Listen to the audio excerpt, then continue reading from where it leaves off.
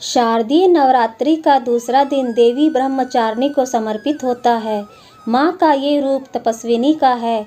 माँ ब्रह्मचारिणी का अर्थ होता है तप का आचरण करने वाली। इनका स्वरूप अत्यंत तेजमय और भव्य है। माँ ब्रह्मचारिणी अपने दाहिने हाथ में जपकी माला और बाएं हाथ में कमंडल धारण करती हैं और श्वेत वस्त्र पहनती हैं। इनकी पूजा के दिन साधक का मन स्वाधिष्ठान चक्र में स्थित होता है।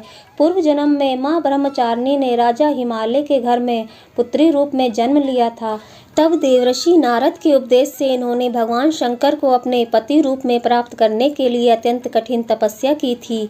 इस दुष्कर तपस्या के कारण इन्हें तपस्याचारिणी अर्थात ब्रह्मचारिणी नाम से अभिहित किया गया। कथा के अनुसार 1000 वर्ष उन्होंने केवल फल मूल खाकर व्यतीत किए और 100 वर्षों तक केवल शाक पर निर्वाह किया था। कुछ दिनों तक कठिन उपवास रखते हुए देवी ने खुले आकाश के नीचे वर्षा और धूप के भयानक कष्ट भी सहे।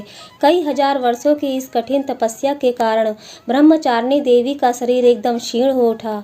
उनकी यह दशा देखकर उनकी माता मैना अत्यंत दुखी हुई और उन्होंने उन्हें इस कठिन तपस्या से विरक्त करने के लिए आवाज दी, उमा। तब से देवी ब्रह्मचारिणी का एक नाम उमा भी पड़ गया।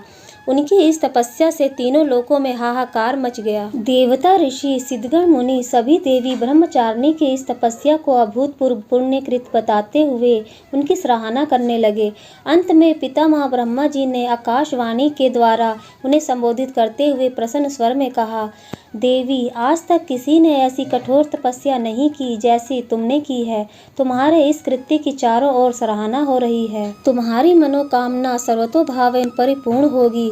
भगवान चंद्रमौली शिवजी तुम्हें पति रूप में प्राप्त अवश्य होंगे। अब तुम तपस्या विरत हो घर लौट जाओ। शीघ्र ही तुम्हारे पिता तुम्हें बुलाने आ रहे हैं।